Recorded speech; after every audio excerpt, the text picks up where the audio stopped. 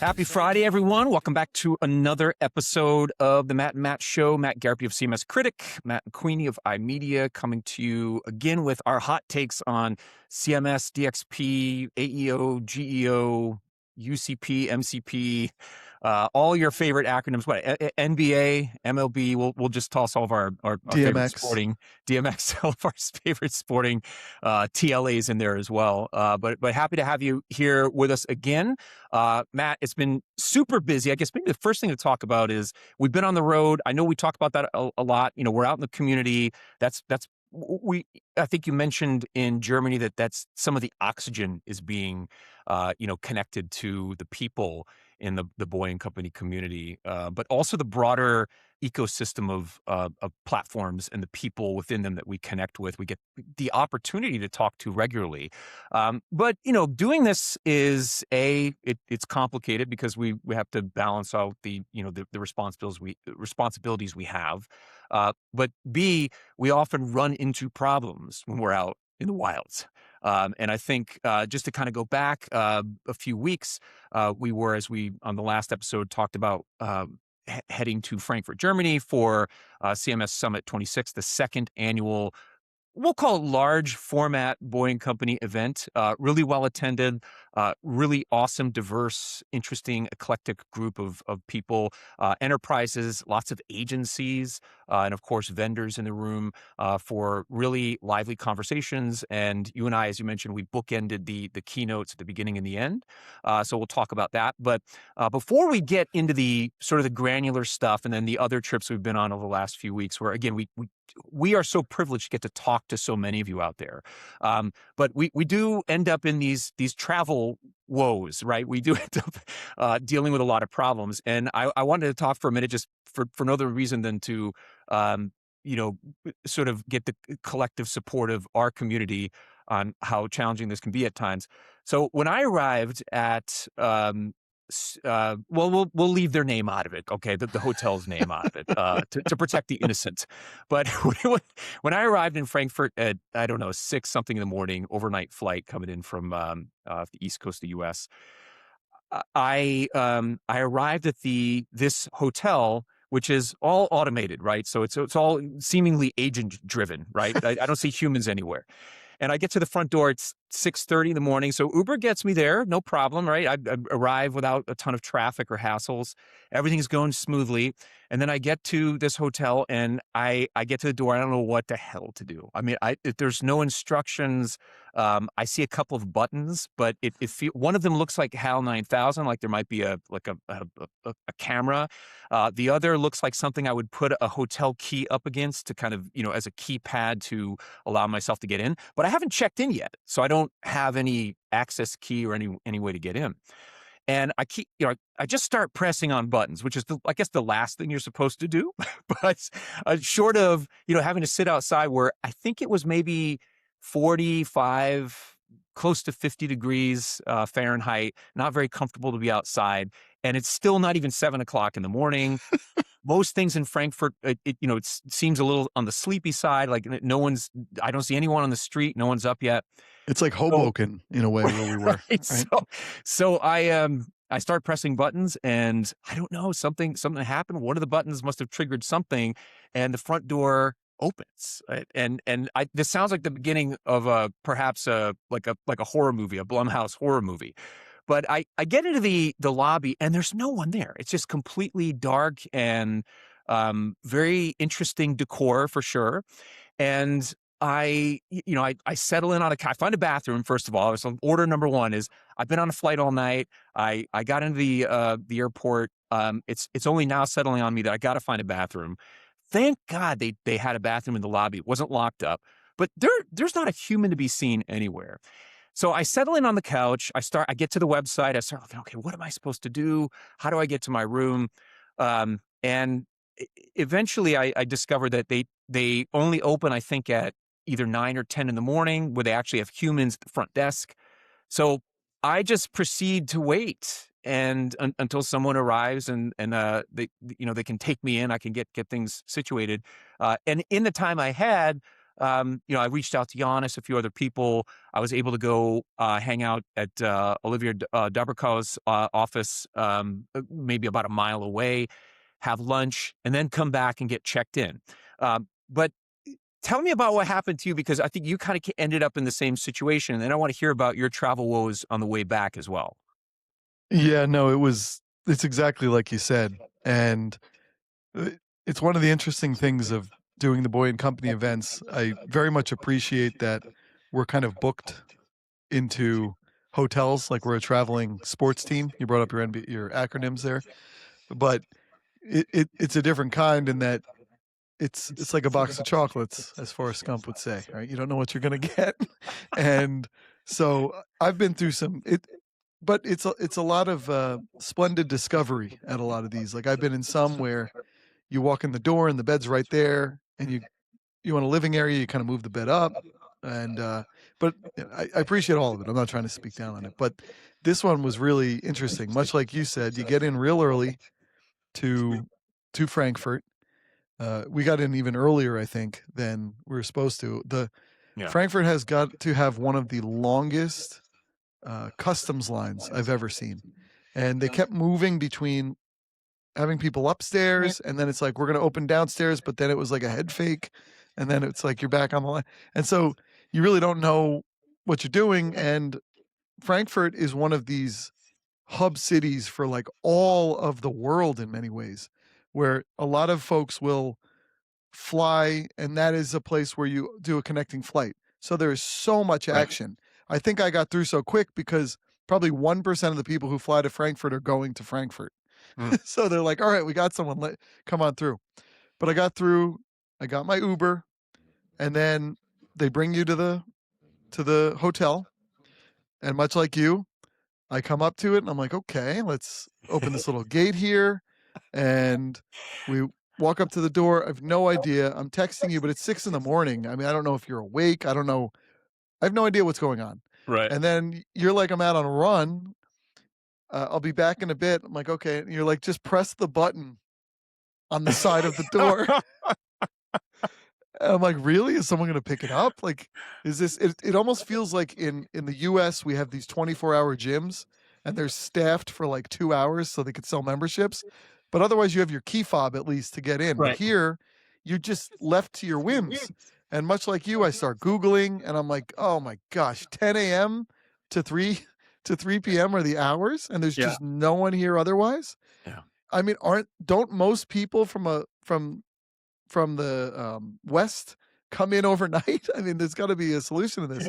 And so I did press the button. I walked in. It was a beautiful little setting, actually. I like the vibe. The lobbies usually aren't so inviting and comforting, but I laid down a bit, and then you all came back, helped me out. We got, for the second year in a row, we even joked about this, I put my stuff in your room, and then we went on a run. This year I had nothing. I was able to do about half a mile of a run before my body just gave out. It was pretty rough. Yeah. It was crazy, but we got back, got ourselves prepped. I felt this year I was so much more tired than I was coming in last year, where the effort before me almost felt Herculean. And to know Matt and Matt are very much in demand. And so Giannis works us to the bone, and I appreciate that. But we go from that. You had come in the day before, but we go through that. You're doing the keynote. Then all of a sudden, we're kind of facilitating discussions. There's no break in sight. And then we're doing the CMS Idol, which was awesome. I mean, it's a great time. But when I look at how I schedule it, while not making my wife mad and not being away from my family too much, when you look at scheduling, you see yourself leaving on a Monday. So the date is one day, it looks like you're there several days, but really you're almost starting in on a Tuesday, jet lagged, and then I leave on Thursday morning. So it's kind of a crazy trip. I've enjoyed it both times, but one of the interesting things, and I don't take this for granted at all, for about 12 years I worked in a company, and it was very North Jersey based. It was in the same industry, did a lot of Kenneco work. It was based in Newark, and I would travel once in a while. You travel a little bit locally because they were very big in the New York City and New Jersey, the metro area. Yep. But I really never traveled, and it was something I always wanted to do because when I was with the Nets, I got to travel like Oh on yeah. steroids almost. Right. So it was Right. constant travel. Right. But I've really appreciated, and it really is catalyzed by being in the Boy and Company group. I've appreciated how much travel it's afforded me to do, but I've also become fascinated with how comfortable I am traveling now, almost to my own detriment, where I had to get out to JFK because I took Condor Airlines for the second year in a row. Very nice airlines, German Yep.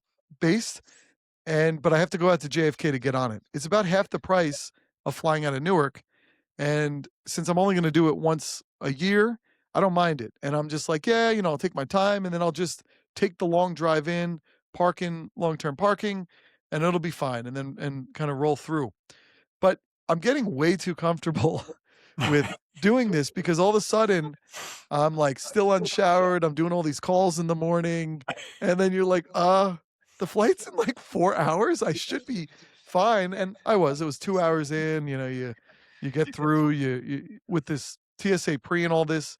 It's amazing how fast you can get through. Yeah. But one of the interesting things is, and I referenced that company I was at for about 12 years, I worked with a woman named Suzanne Rowland, and she almost became, there's always those jokes on like TikTok and all this, like your work wife, and in some ways she was kind of like a work wife. We worked in the same office, and we worked on a lot of the same kind of projects. It was just like we were very connected. You see your work person more than you see your family a lot of That's times, true. right?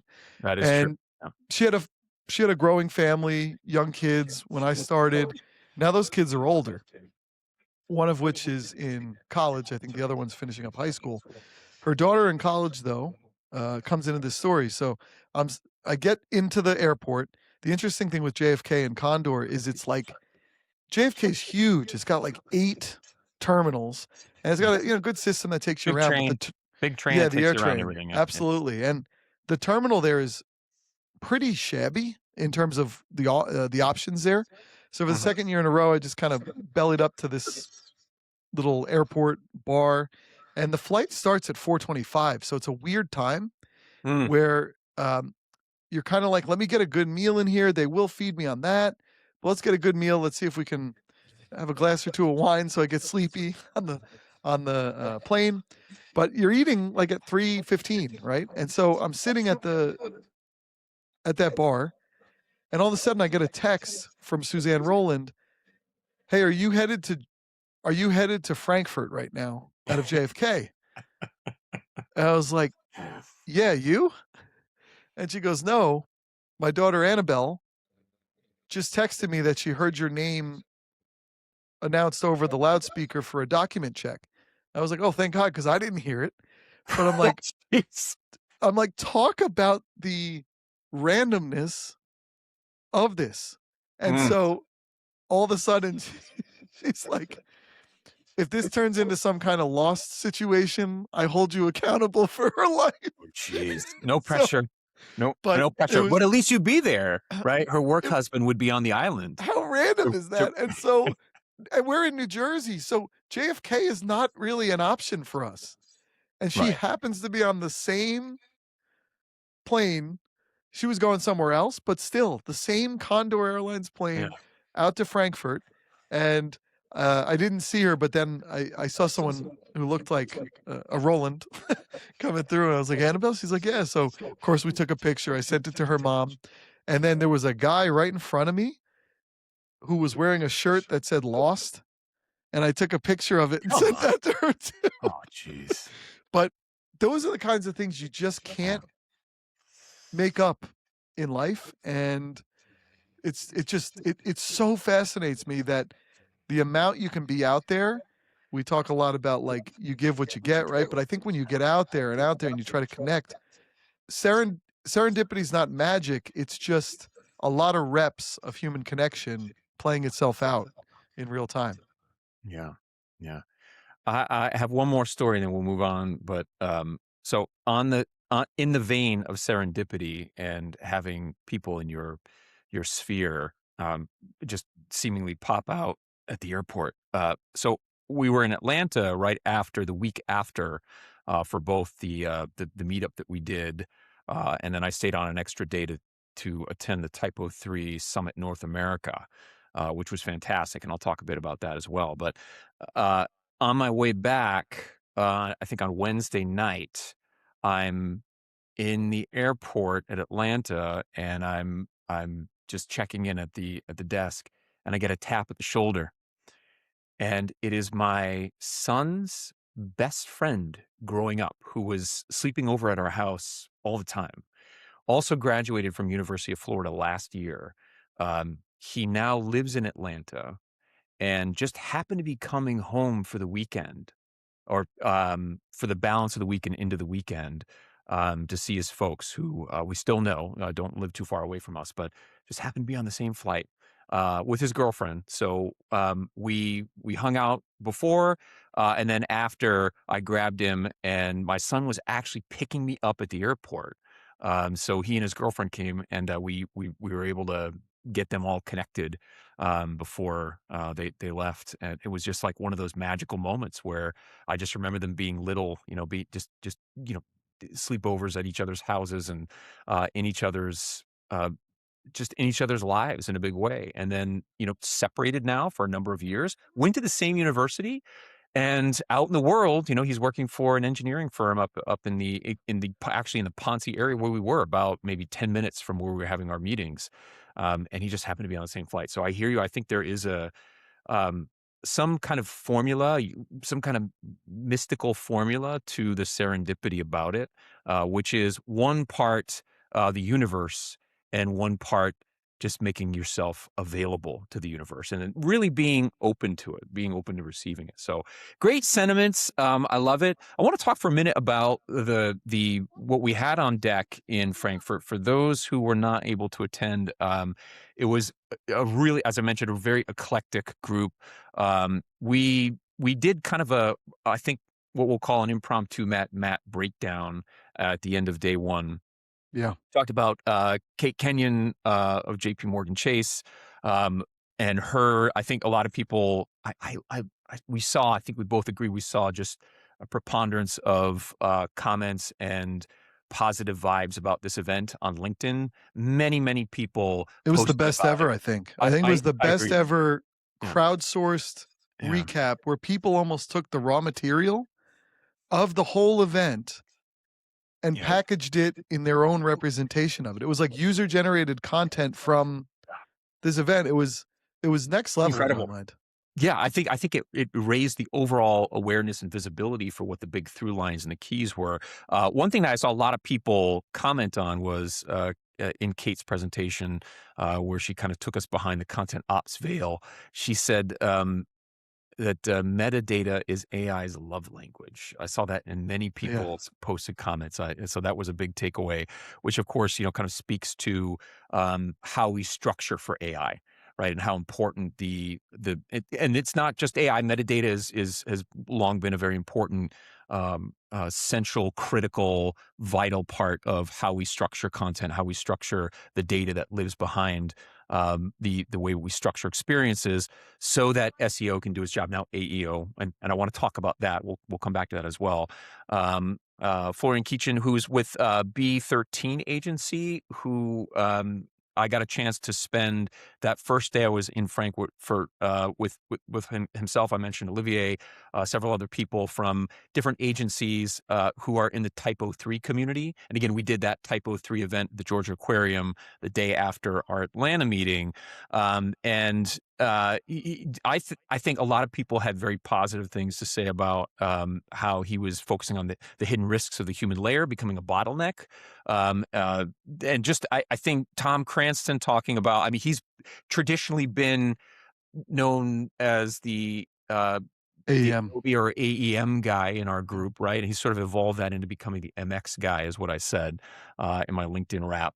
And that's he just published this book. I was honored to be in the forward of the book.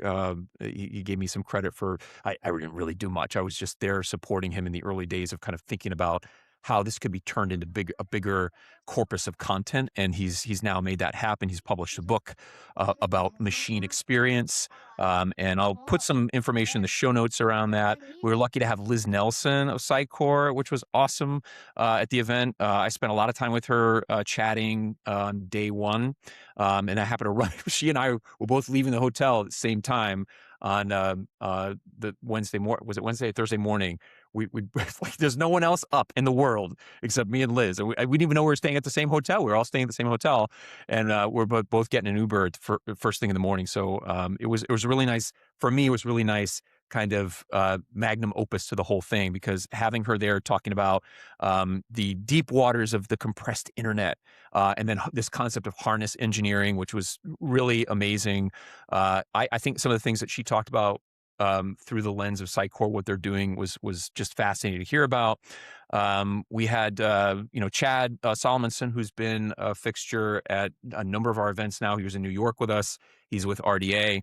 And also stayed at the hotel and tried to email the hotel to get in. Also had the same problem we're having. Kind of picking up where he left off from our kickoff in January, and then also in New York, talking about through the agency lens how they're building smarter and shipping faster with AI, and how I think composable has been a big part of that, right? Having a composable fixture or sort of foundation for what they're doing as an agency has really accelerated things. And I actually talked this morning to Antonia Feder, who just gave this rousing presentation about a myriad of different strategies relative to we would say accessibility. She would say no, it's inclusion. It's bigger than that. And she's a consultant that works in that space now. But she and I talked this morning about her sort of broader experience and her journey through sustainability. I mean, it's just really, really inspiring stuff. One big takeaway I had noted that she had said in her presentation was a product designed for everyone is a product designed for no one. Speaking to how things like accessibility are not part of the native design experience. And that's something I've heard from many speakers on this topic, including Lucy Greco, a few others that I've seen at events like Acquia Engage a few years ago, had one of the, I think the first deaf and blind attorney to graduate from Harvard University. And she got up and gave a 45-minute talk that was really about how big this audience is when it comes to people who are living with neurodivergence or disability or some dimension that is challenging them from what we would consider to be an ordinary digital experience, and why it's so important to invest in accessibility for everyone's benefit. So we did a wrap on this. You can find it on LinkedIn. And again, I'll put some stuff in the show notes about a few things, but it was just an awesome first day, led into a great second day where we did some workshopping. Matt, maybe you could talk a little bit about, we broke out into groups. Maybe you could talk a little bit about what that experience was like, maybe through your experience in one of those groups. Yeah, that was another one of the things that our friend Giannis had us do, right? Or lead workshops, which was great. A little tired, but we had some good cappuccinos to get us through. Interestingly, not to put down where we were at, it was very difficult to purchase coffee. Yeah. I will, though, say the cappuccinos were awesome. They were. No, it was a crucible to get said cappuccino paid for. And again, no shade whatsoever. I mean, we can be transparent about this. It was the Museum of Communication. It was a spectacular place to have this event. We're looking forward to going back again next year. Beautiful testament to the history of communication. Lots of great examples of how people have tried to talk to each other using different technologies through our history. Fascinating backdrop to what we were doing right at this tipping point of AI. But I think I just wanted to tack on here and give it back to you. But yes, excellent cappuccinos. And also, man, in Germany, they love rhubarb. They love rhubarb in their drinks, rhubarb and strawberry. Oh my gosh. I had these sodas that were just like off the charts delicious. I'm not a soda drinker, but I saw this strawberry rhubarb on the shelf in the same cafe where they had the cappuccino. I'm like, I gotta try the strawberry rhubarb, and it just knocked my socks off. And I saw everyone else drinking it too, so I clearly it's a thing. But that's one of the other call it serendipitous moments, is going to other countries, immersing ourselves in the culture, getting an opportunity to have the schnitzel, at the big party. Oh yeah. Just I think all that stuff together, wrapped together, makes for the kind of the foundation for why we do live events, right? It's not Oh just yeah. it's to be in the space with other people and connecting on this level. But yeah, tell us about the, leading one of these groups. Yeah, and all the bubble water, right? The bubble Still water. is hard to find, which is great. But yeah, so I led an AEO. I led 2 sessions of an AEO group. Great folks in the room, including the new CEO of Content AI, which Mark, right? Mark Yeah. Ridgway. Yeah. It was really cool to have him there, right? Especially when I love speaking to people in a leadership position when they're new in a leadership position, because they have sort of an open, not that they get a closed mind, but their mind is as open as it will ever be to consuming everything that you can get about the marketplace to help you up level in your own mind. And so there was a lot of discussion about how is AEO really different than SEO? And I felt a bunch of pushback even in the discussions where in some ways the folks who have done SEO want badly for AEO, GEO to just be SEO. And my thing was, I think you're thinking about this the wrong way. Don't worry about that. Use the fact that AEO and GEO, as we've said, is the greatest wedge offer in the history of the industry. Use the fact that people will talk to you at some huge higher rate than they might have otherwise if you come at it from the angle of AEO and GEO. Yes, it is an evolution. There's a lot of the same strategies you do for both, but this is the thing that hooks. This is the part that hooks. So I was more focusing on the demand side of what it generates. And we are all well positioned to dominate in the GEO services and the AEO services because of that SEO stuff. And so it was really neat to kind of talk through that and to hear what folks are doing and how they're offering this service. And because it really is in an infant stage of, do we price it like we would have SEO? Do we add new services that didn't exist before? We've talked about this, like PR and communication services. Great being in the communications museum from that point of view. Perfect. Yeah. I love that being present at the founding and molding of this. And it'll change in a month anyway, but just being here and not scared of it, but riding it and trying to wedge around it and leverage it in some way. So that was a lot of what it was. You gave you were leading a group too, right?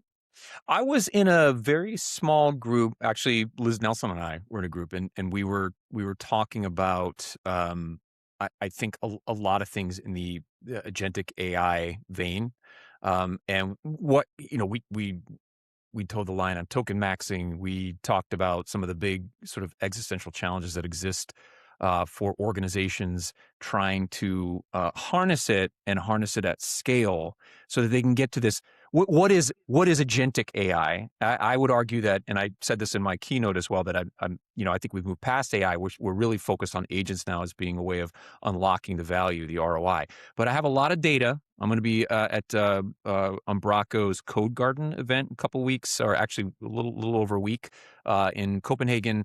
And my talk is going to be kind of a bit of a derivative of what I did in January, picking up on some of the stuff I was talking about relative to agents, which, by the way, is also stuff I'm going to be talking about in August at the CMS Connect event in Montreal.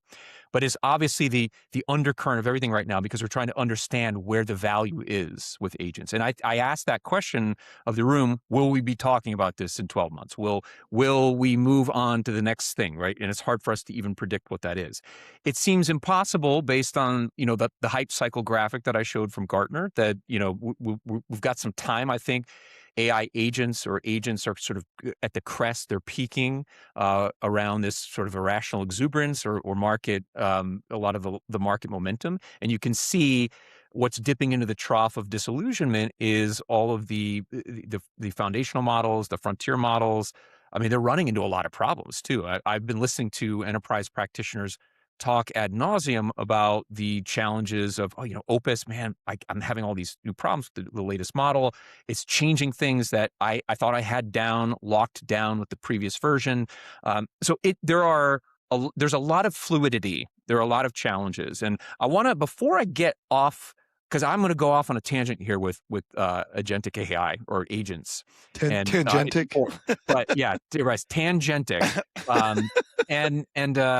Which sounds a little bit like Titanic too. I don't want to sink everything here. And I'm trying to find the best, most positive way for us to navigate the relationship that we have with these technologies, and how they are affecting not just the tools we use, but the internal governance. Because oftentimes it's not the technology. It's the people, it's the governance or the lack thereof that's creating some of these bigger catastrophic failures. And look no further, OpenClaw as examples of where it gets really wiry. But I want to talk for a minute about something you just mentioned, which was the SEO thing, because recently Google came out saying that these are not the droids you seek.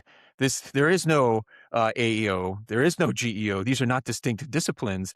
And I wanted to make sure I had my head on straight around this, so I went to Google AI Overview, AIO, EIO, and I asked it just to be sure you're no longer referring to, or you're not referring to in your documentation, answer engine optimization or generative engine optimization as being,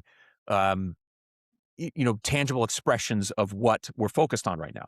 And I got probably the most literally sycophantic answer I've ever gotten from AIO before, where the answer I got said, "You are exactly right," with multiple exclamation points. Google officially clarified that AEO and GEO are not distinct disciplines. They define optimizing for AI search simply as optimizing for the overall search experience, which means it is all still SEO.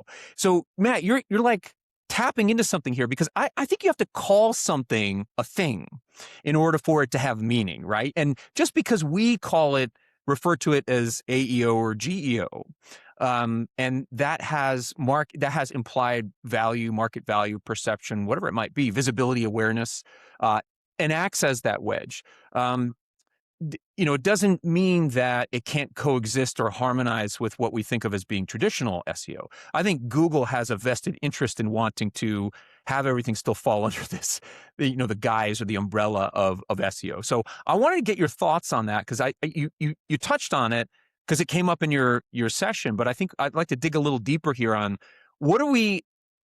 how, I guess maybe through the agency's perspective, the practitioner's perspective, does it make a difference? Does it matter what we call it, actually? Because there are things about AEO and GEO fundamentally, when we're using tools to structure around it, to make sure we're showing up in the citations, right? That can improve, enhance, and influence. It doesn't actually guarantee anything.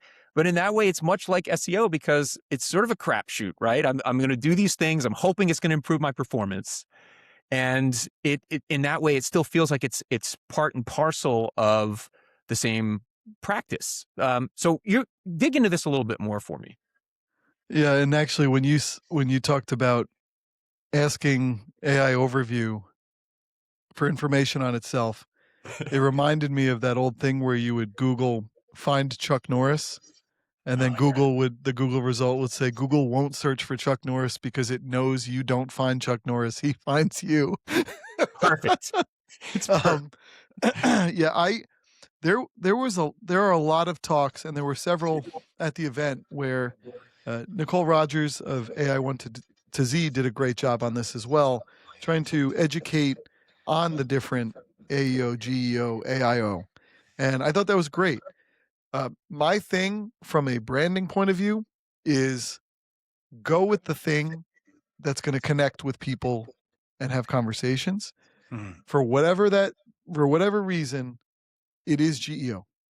For some reason, it is the Kleenex of tissues, the Google of search. It's what you do, and people will chat GPT too as well, right? But there's something about GEO, and I think it's because we spoke to the fact that GEO is about loss, whereas SEO is about gain. I think that's a major part of it, and I think because it contains the word AI, and several years ago, adding AI, Content AI was one of the first to do this. Consia.ai, they were early in doing this. They were a little bit ahead of the curve, and people were making a little bit of fun, like, oh, haha, that's pretty funny. And they ended up being right. But AI is now placed, it's not a smoke and mirror thing. It's not vaporware. It is what people are organizing their thinking around. So, we've spoken about this in our discussions. All companies are AI companies, just like in the 2015s or whatever, the 2010s, Domino's was not a pizza company. It was a technology company, right? Like, it's that kind of idea where it's a joke, but it's everything is. And so my point of view is to not get caught up in these are the kinds of fights of like, is it headless or is it hybrid headless? And we're whistling past the customers, right? Like, go where people connect, and then you're going to say the same story. Just put it under the product packaging that gets people talking and thinking and listening. So I think there's a dimension of marketing here too, right? That this is, in order to capitalize on it, we're going to infuse it, inject it with AI messaging. I would argue, and again, I put up all these different names of products that have thrown in with becoming synonymous with AI, right? And I'd almost argue that given that AI is going through a little bit of an identity crisis right now in terms of brand perception, value perception. I mean, I'm not. This isn't hyperbole, right? We have a significant growth in DuckDuckGo adoption because people are worried about being experimented on. There you have Gen Z, booing at scale, booing as soon as a professor or speaker at a college commencement gets up and starts talking about the fabulous, beautiful potential of AI in the workforce and in the world, and how you need to learn to embrace it.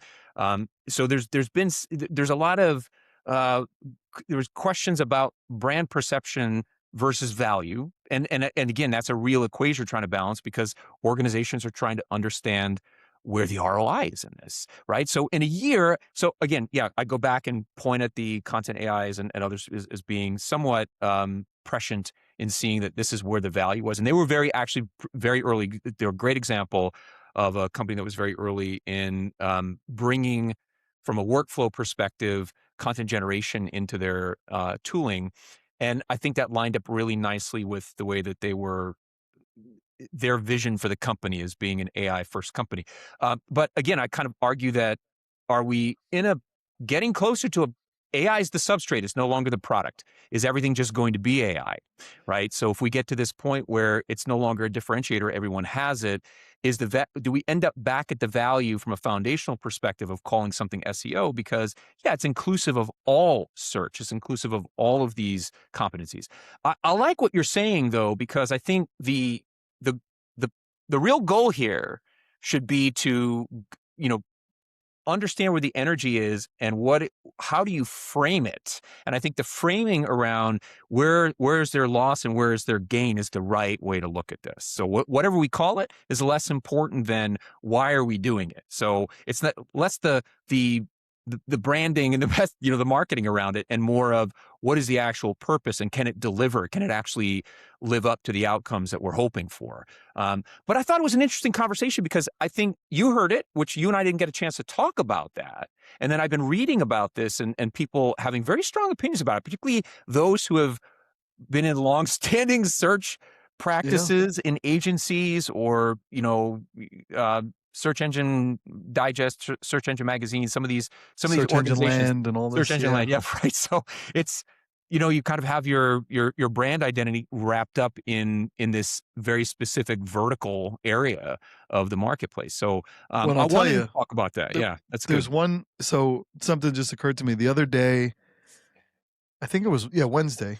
I was invited to West Milford High School, which is the next town over from where I live, to listen to some of the brightest students in that school. They were in a business club.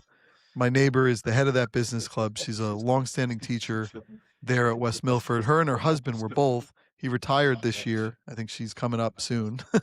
But she invited me and a few others to come in and listen to the elevator pitches of some of these students. And I was just looking up. They are generation or Gen Z still, but I'm liking this Generation Alpha that looks like it's the next one I was reading, Yep. but we'll see. Yeah. They were so darn impressive. They spoke better than some people in business I talked to for 20 years do. They were so good. They will be, you could tell, they're going to be great. But Yes. one of my big things to them was you didn't say anything in your elevator pitch about AI. And I think you're doing that because you're being taught traditional, older school business, right, and communication. But it is necessary to infuse it into how you tell your story and then to infuse it into the story of who you are in your elevator pitch, because you're leaving on the table a great benefit of you, which is that you are going to be an AI native in this time. So jump into all of them, natively use them. They were telling me how they use them in their little flow. Very nervous to not fall for saying they use it to just write a paper, right? And they don't. So they were very smart about doing that. But that was my big thing, is I found I could have dropped in, and a lot of the evaluators were saying this, I could have dropped into this class in 1950, in 1970, in 1990, and it could have sounded the same, that's great. Totally great, right? You want some, as you were saying, you want foundational principles that will ultimately rise above AI just being the ubiquitous platform. Right. But also you have to, when we talk to the framing, you have to be conscious of still making sure that you are integrating it and framing it into your elevator pitch, whether you're a senior in high school valedictorian or whether you're a company that's brand new or 10 years old, or Domino's, right? Domino's is an AI company, I guess, now, right? But I thought that was an interesting thing of actually hearing from the generation, 23 of them telling me their stories. I think that's great. I love it. I love that you did that. One of the things that I've always taken joy in is being part of the demo days programs with University of Miami, UCF, a few other University of Ohio, where I'll sit in on the web mobile IT app development courses, and if the final project is to participate in a demo day, I'll be part of a community of practitioners, builders, um, people with more gray hairs, listening to and kind of providing feedback, but also recognizing that they're learning things and they're experimenting in ways that we may not even be prepared for. So I'm out there looking at the talent, looking at the ideation, as much as I am trying to guide them through some of the sort of the business considerations. And we've talked before on the podcast about, the vibe coding, the impact of vibe coding, how we're seeing, just a glut of SaaS applications that are, hitting ecosystems like AppSumo and Product Hunt. I did 2 weeks of webinars with the MACH Alliance community, where we did a public webinar, myself and Jasmine Gutman, who's been a friend of ours for a long time, been, I think, on both of our separate podcasts and certainly involved in the Boy & Company community. She actually spoke with me on stage during the keynote at last year's summit, CMS Summit. And she and I did a kind of a chalk talk on build versus buy and the impact of vibe coding and the challenge that a lot of organizations are running into, and what role I think the MACH Alliance can play from a standards perspective as we think about and muse about this era of agent-to-agent interactions, where Scott Luer has written about several times on CMS Critic, and you can go read these articles on the website. But he's written about this human to AI, AI to AI, AI to human, right? We're not just human to AI to human anymore. We're now sending agents out in the world to connect with other agents. Now that's starting in our own ecosystems, where they're going to be able to sort of through context engineering, enable the fluid transfer of context and vital metadata and other resources between different purpose-built agents. Where I'm seeing this start to bubble up with many of the platform vendors, but just recently with Kentico, they launched something called the Agentic Marketing Suite earlier this year. I talked to Debbie Tusick, who also spoke at the conference last year as well. And then they launched 4 agents in it just recently, and we just published an article about that. So I'm starting to see how each of these platform vendors in the marketplace that we pay attention to, CMS, DXP, digital experience, how they're approaching the presence of an agentic system in their experience, how their customers are adapting to this. And it's almost completely focused on the marketer experience. How do we improve all of this for the marketer, right? Optimizely is doing it, Sitecore is doing it. That's effectively the promise of Sitecore AI was how can we make the journey for marketers easier? How do we make migrations easier? And of course, in there are developers and being able to customize on it as well. But I think that a lot of the focus has been on how we can help marketers to do their job more effectively. How can we take over some of the more grunt level tasks? And it's exciting to see. I think that's coming up against the friction. And this, again, something Liz Nelson and I talked about during our workshop chat around Agentic AI is the cost of all of it. Uber just announced that they blew through their entire 2026 AI budget in 4 months, right? So entire 2020 fiscal 20, and I don't know what the fiscal year when it began or ended, but Yeah, right. That's 4 the big months, one, right? one third of a year, they blew through the entire AI budget because of Claude Code. And their COO said recently on a podcast that there isn't yet, it's like the worst part. There isn't yet a proven link between high AI adoption and useful customer-facing products. So, look, we're all racing to do this. And I think the challenge for not just the vendors in our space, but all software, all technology is how do we adapt our business models to a new reality? But how are we going to institute the right observability, transparency, measurement paradigms to understand the ROI in all of this? And listen, the train has already left the station. And I'm not saying anything's slowing down because Anthropic just raised $65 billion in a Series H. I don't even go to a Series H, but 65 Series A1 Series to Z, Z. right? I mean, it's 65 billion at a 965 billion post monetary valuation. Because why is this? It's because we have now moved, just like we're all saying the same thing here, Matt, which is AI is the substrate. So your point to Gen Z, Gen Alpha, where, there is friction and tension. They might not even see AI. Like AI might evolve into just being part of the tools we're using, right? So you're absolutely correct that how are they using these tools needs to be part of the narrative. I just wonder that even by the time they're out of school, if you're like will.i.am was saying in Davos, the Black Eyed Peas musician, right? He was saying in Davos, every kid's going to have their own agent and they're going to get through school with it. And that agent is going to be their keeper of all their knowledge and experiences. And that sounds really beautiful, right? And at the same time, what will we call it? How will we rationalize it? So we're getting to some like really big philosophical conversations around it as well. But I think this is largely due to the Anthropic infusion, what we're seeing with Uber and token maxing and reaching these limits very quickly is that we're no longer in a co-pilot phase, right? Agents are now just taking over.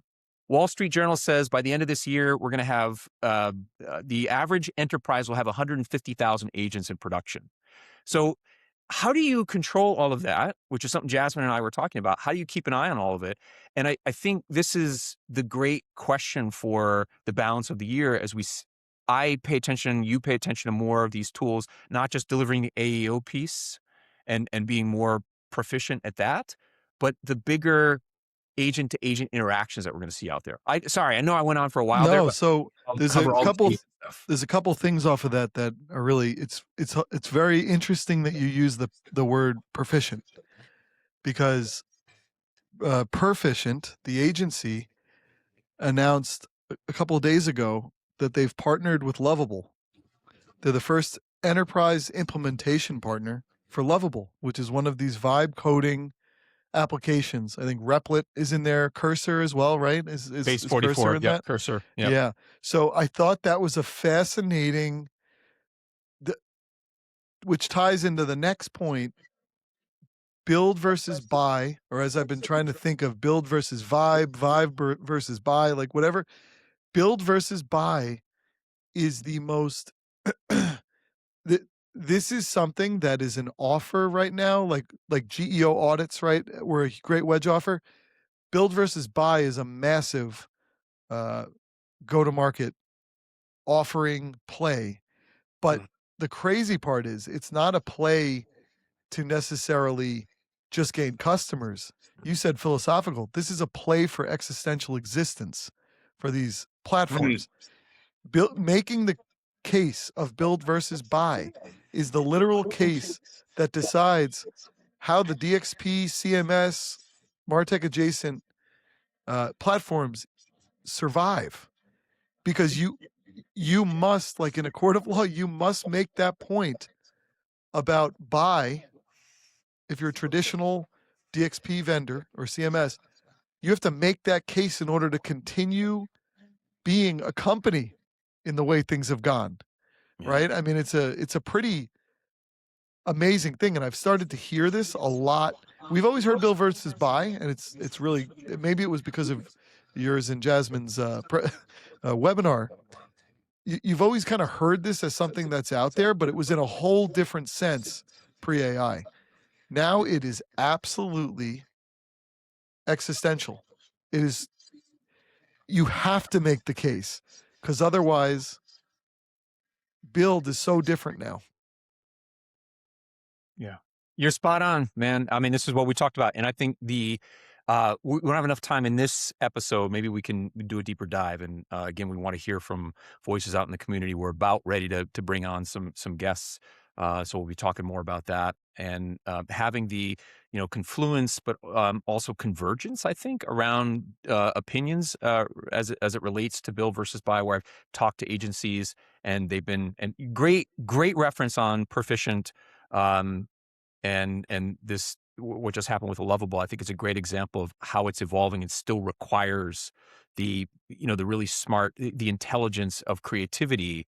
And how agencies can help unlock that. It's not just about the tool, right? It really isn't. Yeah, we've seen, and I've tested all of these tools, and there is a diminishing point of return beyond which you really do need the competent designer, the seasoned developer to take it from prototype to production, and something that's really worthy of prime time. And we've talked about this on previous episodes too, but I think the considerations, and this is what Jasmine and I talked about, I'd encourage folks to go to the MACH Alliance. You can go the MACH Alliance LinkedIn to get the previous recording on this, but you can also, if you're not a member of the community, you can join the community as well. I'll put that in the show notes. But we talk about these things, we talk about these topics, and I think where the tension is for agencies considering whether they're going to build something for a customer's project or buy it comes down to a SWOT analysis or some kind of a deep dive around, all right, is this something we want to have responsibility over? Right? Is this a tool or a layer in the ecosystem, a system of record that we want to be responsible for its performance? We want to be responsible for its future roadmap.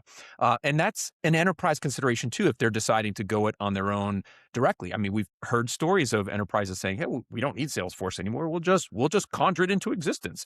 Well, that's very difficult to do. Oh, and by the way, Salesforce is now saying, hey, we're not even the old Salesforce anymore. I heard this for the first time, Matt. Jim Cramer said Salesforce is headless. Okay, so it's headless agent force. So he doesn't even know how to Jim put Cramer, the investor? Yes, I've never heard He used the word headless? Yes, I've never heard the word headless on mainstream TV before. But wow, now that's making me think, oh my God, headless is now going to be a vogue term potentially. And they were making fun of it. They were like going back and forth like headless horseman, and they didn't quite understand what it meant. But then they sort of were buying into the vision that Salesforce and Adobe are putting out there, which is you just connect to all of our stuff through APIs now. We're not even going to make we're not going to worry about the front end experience. We're now going to be an agentic layer for you to engage with the services that we provide and the data that we have. I think that's if there's a moat anywhere, it's around the data. And I think this is just really shaping the question for agencies and enterprises that are daring and bold enough to want to build on their own. And when I did the second webinar earlier this week with Jasmine, where it was more of a kind of a Chatham House rules, where we had a group of people on the call with us, and we invited them into the conversation. Several people said, "Hey, I'm using vibe coding to build small things internally, but I don't want to build a big thing. That's scary to me. It feels like there's a lot of responsibility. A lot could go wrong." And I think that's to your point, it is the existential challenge for the vendors in our space. But I think if they double down on what's really important here, which is how do we achieve customer outcomes around their scalability, their security, their compliance, their governance. Some of those are foundational concepts too. The ability to manage teams, be it in an administrative role. I think the core entities that exist in CMS that one might think are very easy to replicate are actually the stock in trade for many of these companies. The ability to have a scalable system that allows you to have oversight over hundreds of people in your system that are using it at the same time, and scale it based on lots of unexpected traffic hitting it, and worry about who's going to worry about the DDoS attacks, right? I think there's just a lot that you inherit in wanting to go that route of building something. So we should definitely do an episode where we can even go deeper on this, because this is just a continuing topic. A couple more things I want to get your opinion on before we wrap up. We did an article this week on specialization, something I've been talking about. I talked about it at kickoff.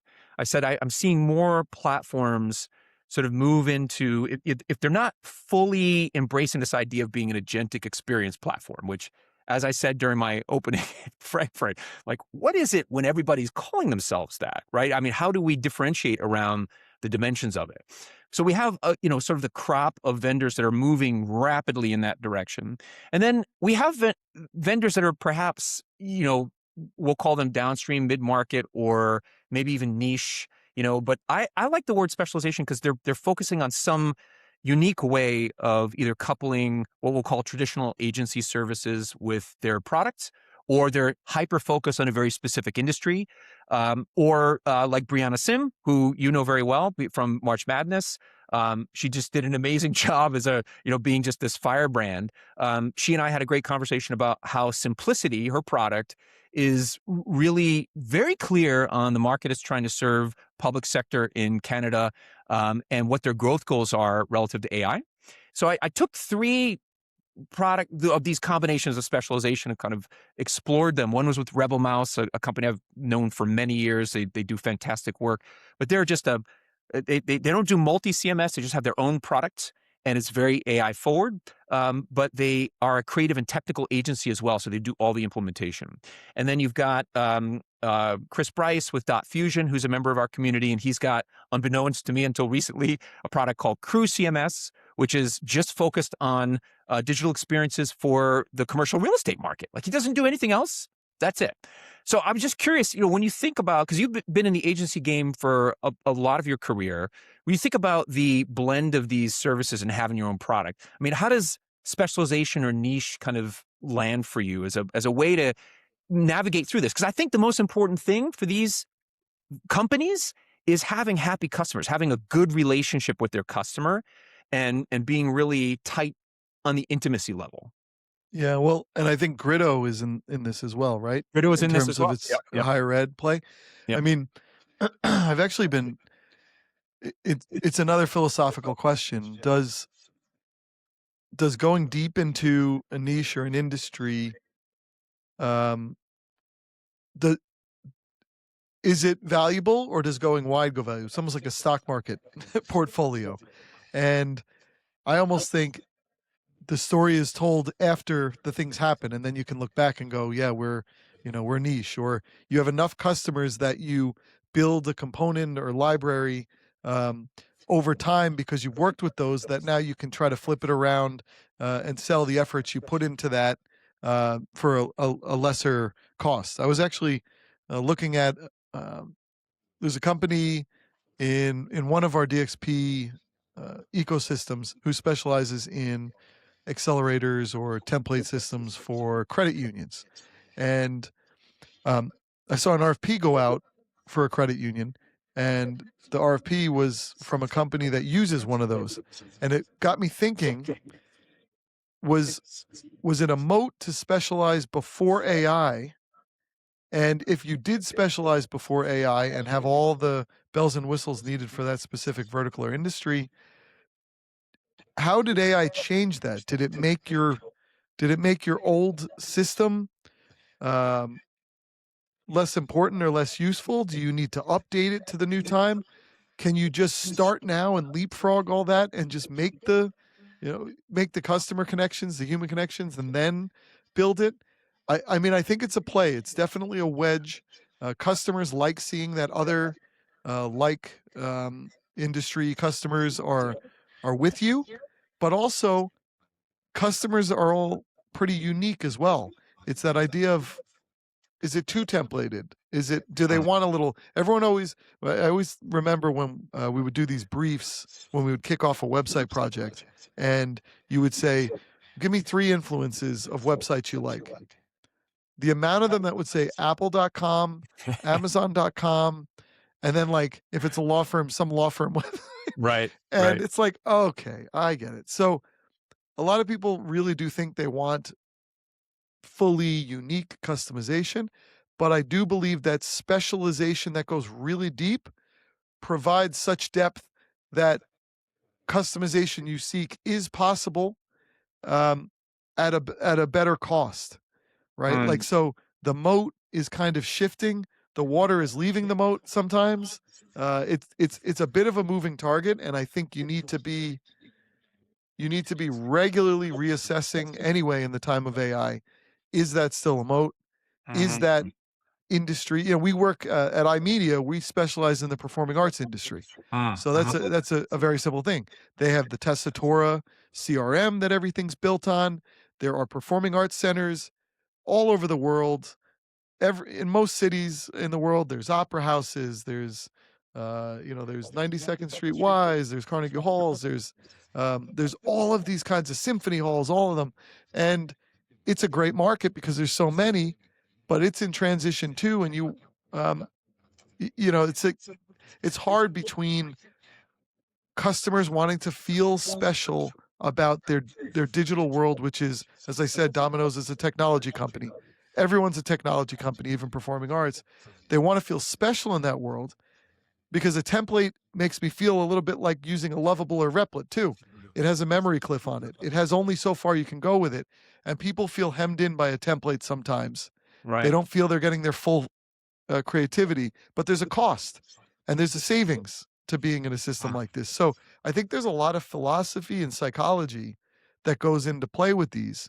And it really is maybe getting 70 to 80% of the way there and then leaving some 20%. It makes me think of that Sam Altman quote, the founder of OpenAI, where he said that 95% of everything that that ad agencies and creatives have done for all time history is immediately done by AI. And so I think, oh my gosh, that's scary. Or an ad agency's like, well, geez, there goes our business. But that 5% is everything. Can you make that 5% 100%? And I think it's similar in this case. Can you create a foundation that builds those EAT signals, experience, expertise, authority, and trustworthiness on that foundation? And then the 20% or the 5% if it's AI that you can give the customization to that customer, that puts it over. I think it's a mix of that. I think you said it. I think it's trust, it's the domain expertise, it's it's the combination of the human components in all of this. And I would argue too that, as Altman might be right in a very cavalier way about the value equation. But ultimately, I think marketers will become the most valuable person in an organization, people within an organization, because they're going to have to think beyond what all the other stuff that AI is equalizing. right? Yeah. If we suddenly all have agents able to do these things for us and able to execute for us, we're going to need even more creative ideas to think our way out of this, to become, to elevate above. Is it out of home? Is it direct marketing, direct mail? I mean, I think we're going to see a return to maybe some foundational thinking, as we just, again, as we find that AI equalizes things as the substrate. Listen, we could probably go on for another hour talking about this. We're already at the end of our hour, but I did want to end with the thing we didn't talk about, which is this. I don't know if I can share. Have I ever tried sharing anything on this before? I don't know if I ever share. No, do you see it? No, I don't think we I, have. oh, well, let's just do an experiment, see if it works. I don't know. Oh God. All right. So let me see if I'll pick a screen. Oh, real time. Real time.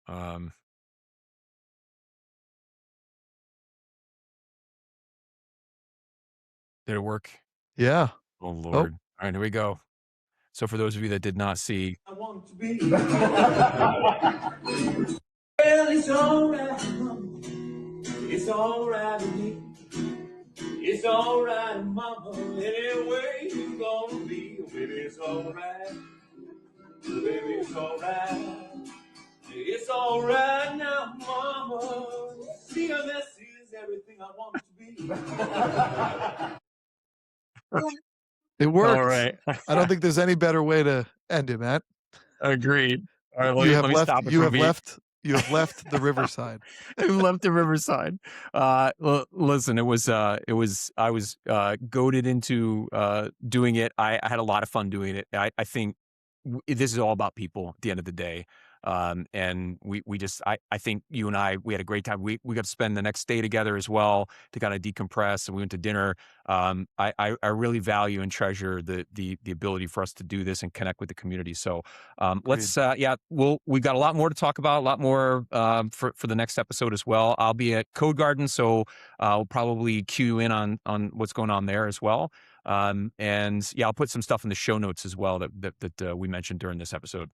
Perfect. Well, Matt, I'll be in Chicago next week at a little content stack, and then, yeah, there's a whole lot coming, and I think we got Florida at the end of the month. So, Yep, exciting we do. stuff. So, thanks Awesome. again. Have a great weekend. Summer is here. Right on. See you, everybody. Bye.